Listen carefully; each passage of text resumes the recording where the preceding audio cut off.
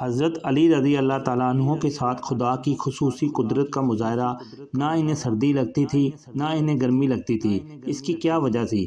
حضرت عبد الرحمن بن ابی لیلہ رحمۃ اللہ علیہ کہتے ہیں کہ حضرت علی رضی اللہ تعالیٰ عنہ سردیوں میں ایک لنگی اور ایک چادر اوڑھ کر باہر نکلا کرتے تھے، اور یہ دونوں کپڑے پتلے ہوتے تھے، اور گرمیوں میں موٹے کپڑے اور ایسا جبہ پہن کر نکل آتے تھے جس میں روئی بڑی ہوتی تھی۔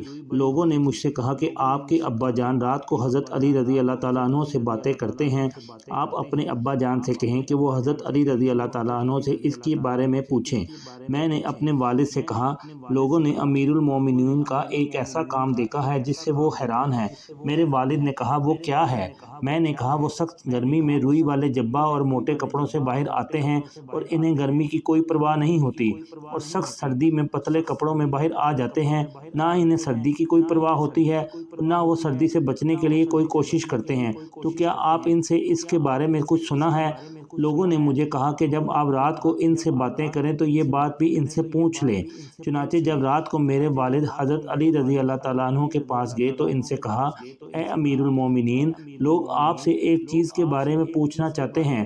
حضرت علی رضی اللہ تعالیٰ عنہ نے کہا، وہ کیا ہے؟ میرے والد نے کہا، آپ سخت گرمی میں روئی والا جبہ اور موٹے کپڑے پہن کر باہر آتے ہیں، اور سخت سردی میں دو پتلے کپڑے پہن کر باہر آ جاتے ہیں، نہ آپ کو سردی کی پرواہ ہوتی ہے نہ اس سے بچنے کی کوئی کوشش کرتے ہیں۔ حضرت علی رضی اللہ تعالیٰ عنہ نے فرمایا، اے ابو لیلہ، کیا آپ خیبر میں ہمارے ساتھ نہیں تھے؟ میرے والد نے کہا، اللہ کی قسم میں آپ لوگوں کے ساتھ تھا۔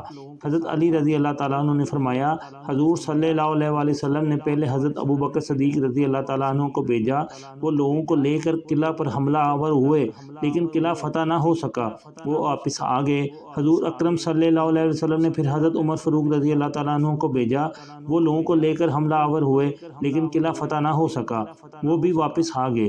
اس پر حضور اکرم صلی اللہ علیہ وآلہ وسلم نے فرمایا، اب میں جھنڈا ایک ایسے آدمی کو دوں گا جسے اللہ اور اس کے رسول پر بہت زیادہ محبت ہے، اللہ اس کے ہاتھوں فتح نصیب فرمائے گا، اور وہ بگوڑا بھی نہیں ہے۔ چنانچہ حضور اکرم صلی اللہ علیہ وسلم نے آدمی بھیج کر مجھے بلایا، میں آپ صلی اللہ علیہ وسلم کی خدمت میں حاضر ہوا۔ میری آنکھ دکھ رہی تھی، مجھے کچھ نظر نہیں آ رہا تھا۔ حضور اکرم صلی اللہ علیہ وسلم نے میری آنکھوں پر اپنا لعاب مبارک لگایا اور یہ دعا کی، اے اللہ، گرمی اور سردی سے اس کی حفاظت فرما۔ اس کے بعد مجھے نہ کبھی گرمی لگی نہ کبھی سردی لگی۔ ابو نعیم رحمۃ اللہ علیہ کی روایت میں ہے، حضور اکرم صلی اللہ علیہ وسلم نے اپنے دونوں ہتھیلیوں پر لعاب مبارک لگایا اور پھر دونوں ہتھیلیاں میری آنکھوں پر مل دی اور دعا فرمائی، اے اللہ، اس سے گرمی اور سردی دور کر دے۔ اس ذات کی قسم جس نے حضور اکرم صلی اللہ علیہ وسلم کو حق دے کر بھیجا ہے، اس کے بعد سے آج تک سردی اور گرمی نے مجھے کچھ تکلیف نہ پہنچائی۔ طبرانی رحمۃ اللہ علیہ کی ایک روایت میں ہے، حضرت سوید بن غفلہ رضی اللہ تعالیٰ عنہ فرماتے ہیں، ہماری حضرت علی رضی اللہ تعالیٰ عنہ سے سردیوں میں ملاقات ہوئی، انہوں نے صرف دو کپڑے پہن رکھے تھے۔